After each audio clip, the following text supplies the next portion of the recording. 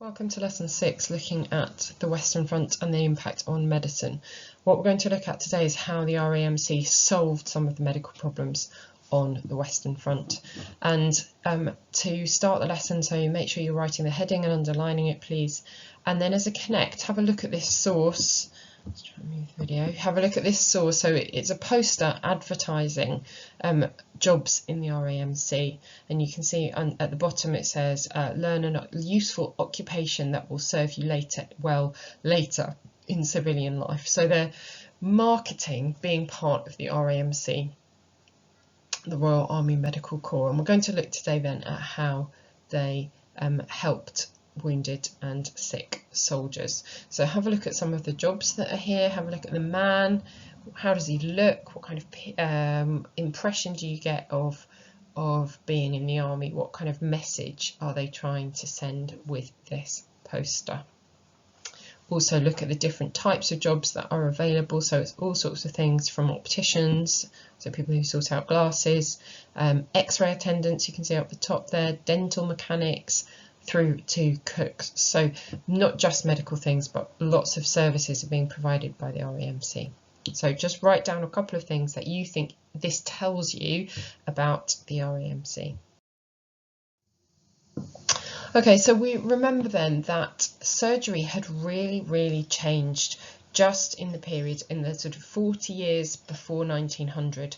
So by the first picture at the top you can see is an operation where there's clearly lots of problems happening. The man is in pain, so he's not anaesthetised, he's awake during the operation. He's likely to lose a lot of blood, and it's very likely he'll be infected. He'll get an infection in the wound because we can see that the people are just wearing ordinary clothes, whereas we know before the First World War happened there was aseptic surgery. This had been developed because of Pasteur's ideas and the work of Lister. And so you can see this operating theatre is very clean, and they're using, over on the right hand side you can see a steam sterilizer, so this is pumping out clean air, so they're killing the germs in the environment. So this is great. Surgery has changed by 1900, and you can write that down. So surgery now is aseptic. You can see that people are wearing clean clothes, their hands are clean, they're wearing gloves, and it's a clean environment. So surgery has really changed. But then the second question says, why would this be difficult on the Western Front? And we can think about, we know what the kind of conditions were about all these different battles that were happening. We know the weather was difficult. Think about how these men are fighting. They're not going to come in for surgery clean. So are they going to clean them first? How are they going to make the surgery happen like that, as effectively as that, and be nice and clean? So that's clearly going to be difficult. Okay, we're going to have a look at the details in source A. This is from page 116, so it'd be useful to have that textbook page open if you've got access online, or have a look at this. Okay, so let's annotate it. We'll look at the content and the caption first. So read the source and write down some of the things that we can see here. So this is a diary. And it's about something about what's happening in 1915. So we can see it begins in December, and then the last entry is actually June 1916.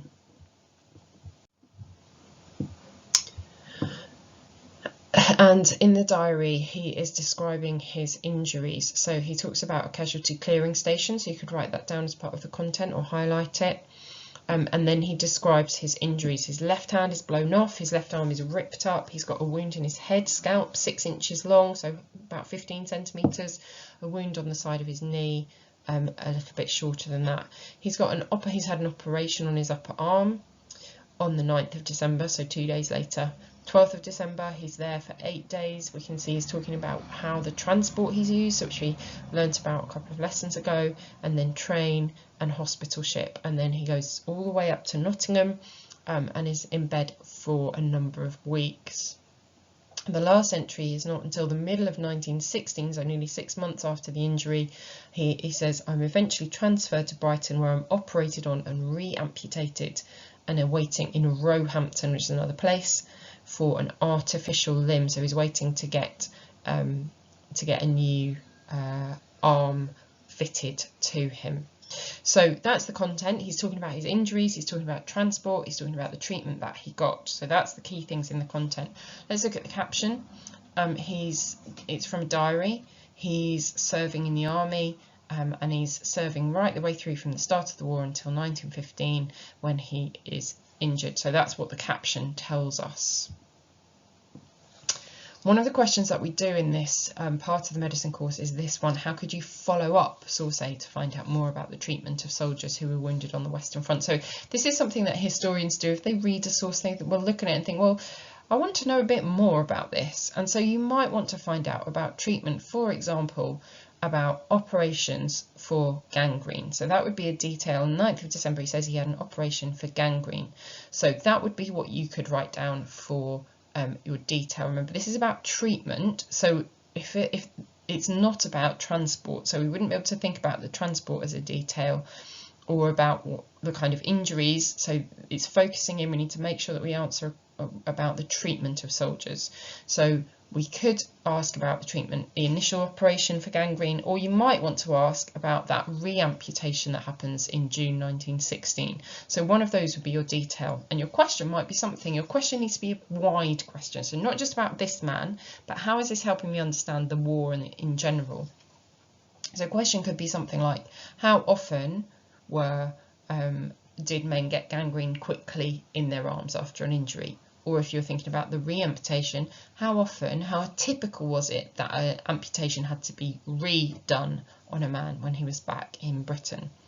And then the source I would use, that's where you need to think about the kinds of sources that we've come across in this unit.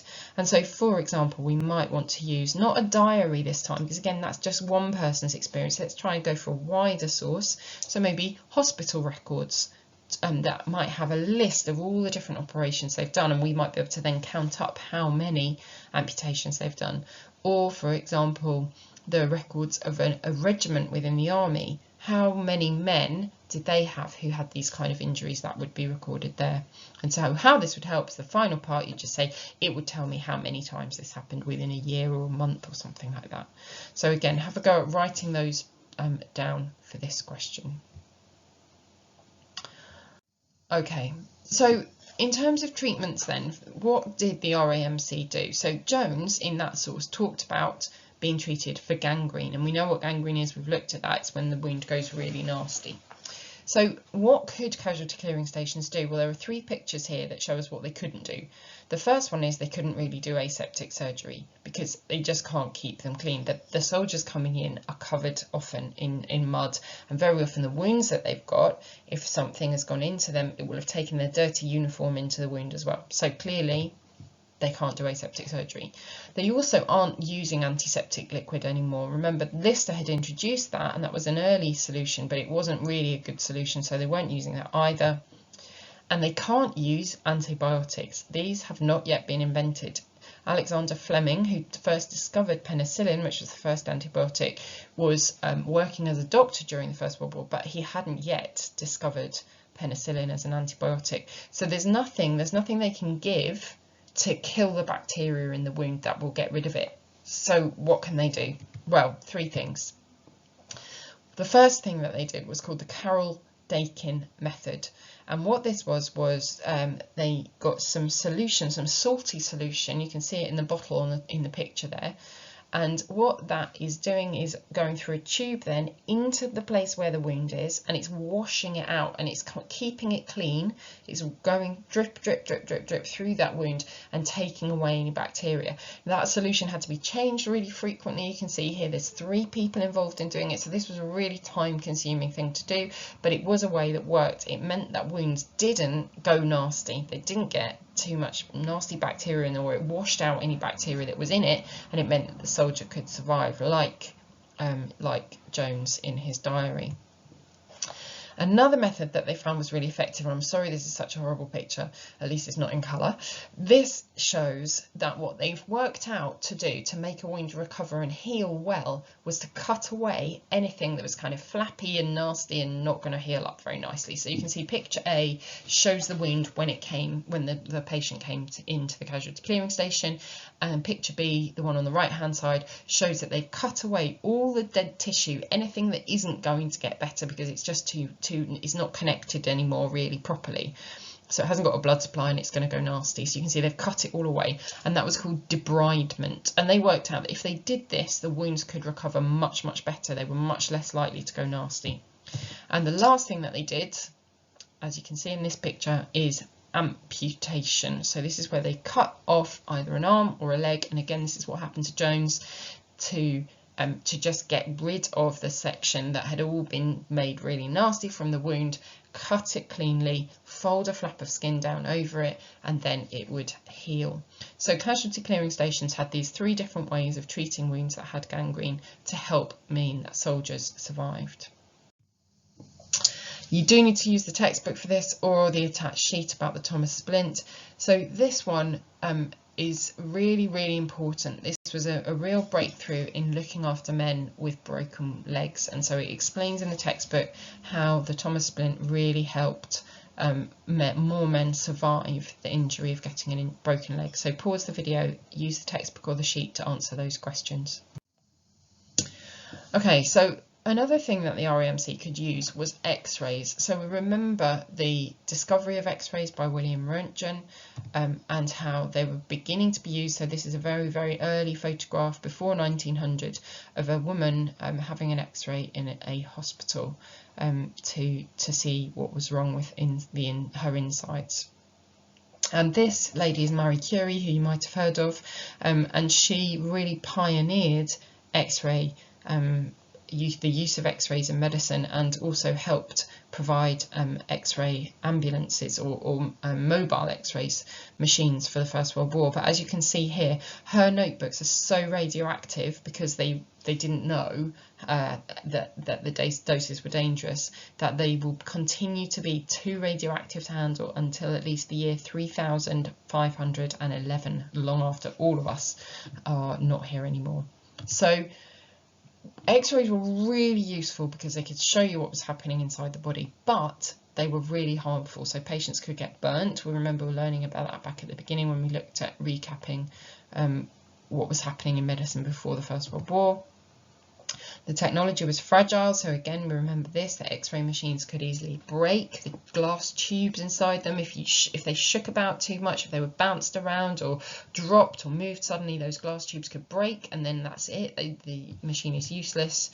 And then lastly, they were really hard to use. So for example, it took a long time, maybe an hour, to take an X-ray of somebody's hand, and that meant that that person, if they're in really bad pain, they've got to sit there for an hour being still, and that was very, very difficult to achieve. Otherwise the X-ray would be blurry, like a photograph. If somebody moves, it's blurry, and so those weren't useful. So there were loads of problems with using X-rays in the First World War, but they overcame some of them. So they created mobile X-ray units, and these were really useful for surgeons. And again, there's detail in the textbook to help you answer these questions. So how were X-rays used to help surgeons? Why were they such useful things?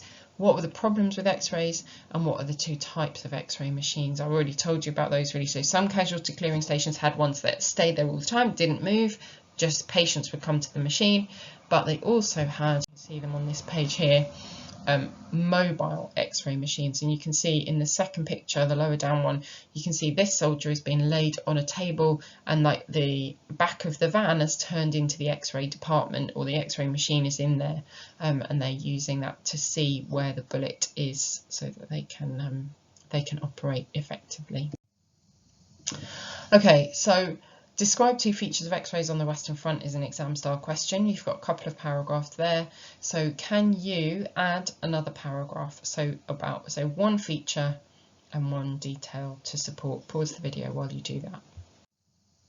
Okay, so on this page then, have a look at these images.